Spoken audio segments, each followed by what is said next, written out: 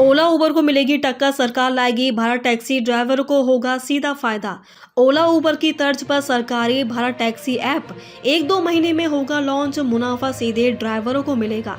ओला उबर और रैपिडो के लिए बढ़ेगी चुनौती, टैक्सी सेक्टर में बड़े बदलाव की तैयारी, भरोसेमंद सेवा का दावा। अभी तक देश में टैक्सी सेवा के नाम पर ओला, उबर और रैपिडो जैसे प्लेटफॉर्म का दबदबा रहा है, लेकिन अब जल्द ही भारत टैक्सी नाम से एक नई टैक्सी सेवा शुरू होने जा रही है। माना जा रहा है कि यह सेवा टैक्सी चालकों के लिए बड़ी राहत साबित हो सकती है। मोदी सरकार की इस पहल के तहत ड्राइवरों को सीधा लाभ पहुंचाने की योजना है, जिसमें मुनाफा भी सीधे टैक्सी चालकों को मिलेगा। हाल ही में केंद्रीय गृह एवं सहकारिता मंत्री अमित शाह ने इस नई टैक्सी सेवा को लेकर बड़ा ऐलान किया है। अमित शाह ने कहा कि सरकार की इस पहल का मकसद यात्रियों को बेहतर, सुरक्षित और भरोसेमंद सेवा उपलब्ध कराना है, साथ ही टैक्सी चालकों की आय में बढ़ोतरी सुनिश्चित करना भी है। उन्होंने कहा कि भारत टैक्सी मॉडल ड्राइवरों को आर्थिक रूप से सशक्त बनाने की दिशा में एक अहम कदम है। अमित शाह ने बताया कि सहकारिता मंत्रालय की पहल के तहत ये ऐप लॉन्च किया जा रहा है, जिसमें होने वाला पूरा मुनाफा सीधे टैक्सी चालकों को मिलेगा।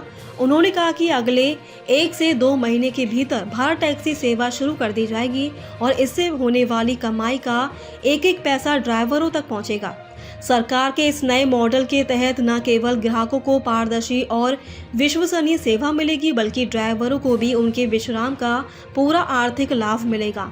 माना जा रहा है कि इस योजना के लागू होने के बाद ओला, उबर और रैपिडो जैसी निजी टैक्सी सेवाओं को कड़ी प्रतिस्पर्धा का सामना करना पड़ सकता है।